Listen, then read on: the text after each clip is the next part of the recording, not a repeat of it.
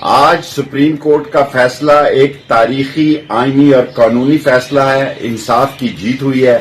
Supreme court کے عزت میں مزید اضافہ ہوا ہے اور وہ لوگ جو ججز کو چوکوں میں لٹکانے اور ان کے گھروں میں آگ لگانے کی بات کر رہے تھے ان کو ذلت اور رسوائی ہوئی ہے.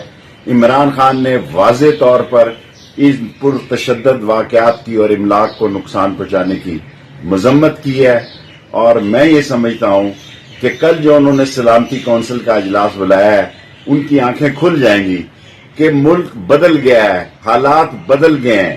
یہ ادارے ہمارے ادارے ہیں. یہ عظیم فوج ہے اور یہ شہادتی مجاہد اور غازیوں کی فوج ہے. کبھی عوام پہ گولیاں نہیں چلائیں گی اور کبھی چوروں، ڈاکوؤں اور گندے اور پراگندے ماحول کے ساتھ کھڑی نہیں ہوں گی.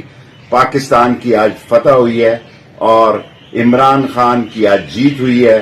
13 پارٹیاں زیرو ہوئی ہیں.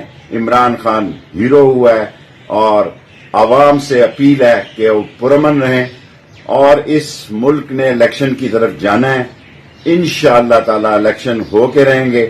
اگر 245 کے تحت 4-3 صوبوں میں فوج بلائی جا سکتی ہے تو یہی فوج اور پیراملٹری فورسز جو ہیں وہ الیکشن کرانے میں بھی مددگار ثابت ہوں گی. یہ انہوں نے خود اپنے پیروں پر کلہاڑی ماری ہے اور حکومت نااہل نالائق آج جو قدم ایک سال میں انہوں نے اٹھایا ہے یہ ان کے گلے پڑا ہے. ان کو رسوائی ملی ہے.